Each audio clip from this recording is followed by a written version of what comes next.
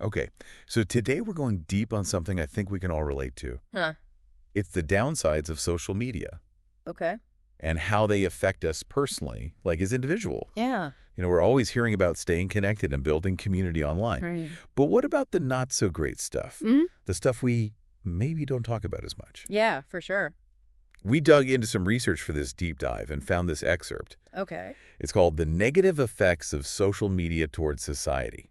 Interesting. And I think it's got some stuff in there that'll really make us think. Definitely. So let's get into it. The research right off the bat kind of lays out this like two-sided thing about social media. Right. On one hand, it can boost our self-esteem and help us feel like we belong. Mm-hmm. But on the other hand, it can also mess with our mental health, Yeah. especially when we start getting negative feedback. Totally. Have you ever felt that, like, that tension between the good and bad parts? Oh, absolutely. Yeah. I think we all have at some point. Yeah, totally. So what is it about social media that makes it swing both ways like that? It's really interesting, actually. The way social media is designed, it can actually amplify both our positive and negative emotions. Hmm. Think of it like a magnifying glass. Okay. It makes whatever's already there bigger, brighter, more intense. So if you're feeling happy, it makes you feel even happier. Exactly. Huh. But the flip side is if you're struggling with something, those negative feelings can get magnified too.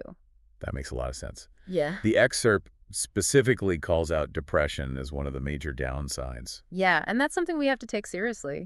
Depression is a real mental health condition that often needs professional help. Absolutely. It's not something to be taken lightly. Right, and that's where that magnifying glass analogy really comes into play. It's not just about seeing a mean comment here and there. Yeah. Studies have shown that being on social media and constantly comparing yourself to others, especially on platforms like Instagram, can fuel feelings of inadequacy. Oh, totally. And that can really contribute to depression, particularly for young adults. So it's not just like direct negativity, but this constant underlying feeling that you're not good enough compared to everyone else's highlight reel. Precisely. And that ties into the next big problem, social isolation. Ah, yeah.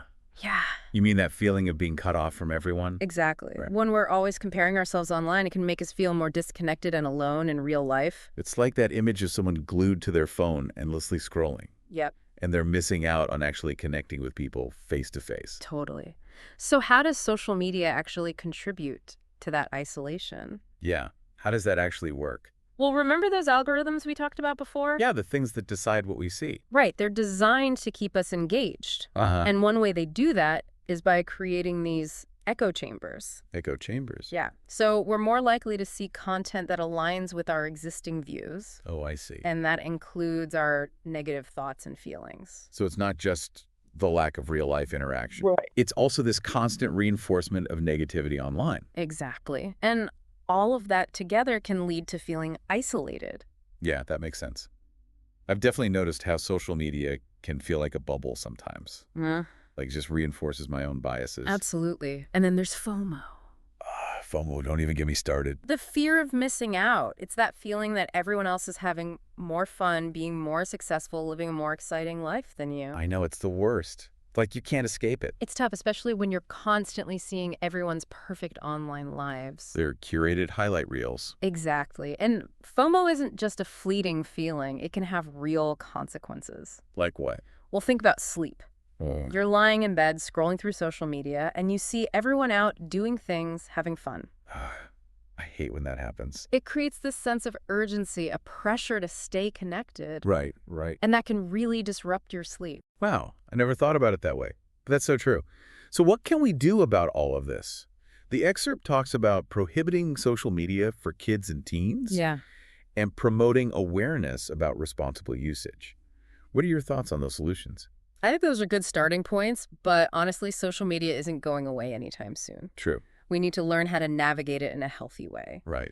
Teaching young people about healthy social media habits is definitely important. Yes. But we also need to model those behaviors ourselves as adults. Yeah. It's like what we do is more important than what we say. Absolutely. So things like setting screen time limits, being mindful of the content we consume, Yeah. and prioritizing our real-world connections are all important steps. That's a great point. It's not about demonizing social media altogether. No. It's about using it in a way that supports our well-being. Exactly. Recognizing the potential downsides is the first step.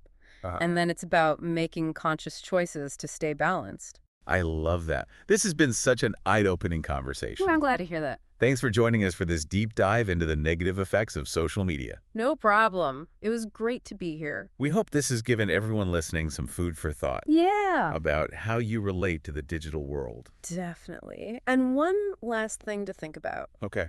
We talked a lot about individual impacts today. Yeah. But what about the bigger picture? What about the effects on society as a whole? That's a good question. How does all of this affect our communities and the world at large? Yeah, that's something we all need to consider as we continue to navigate this crazy digital world. Absolutely. Thanks again for joining us. Thanks for having me. And we'll see you next time for another deep dive. Sounds good.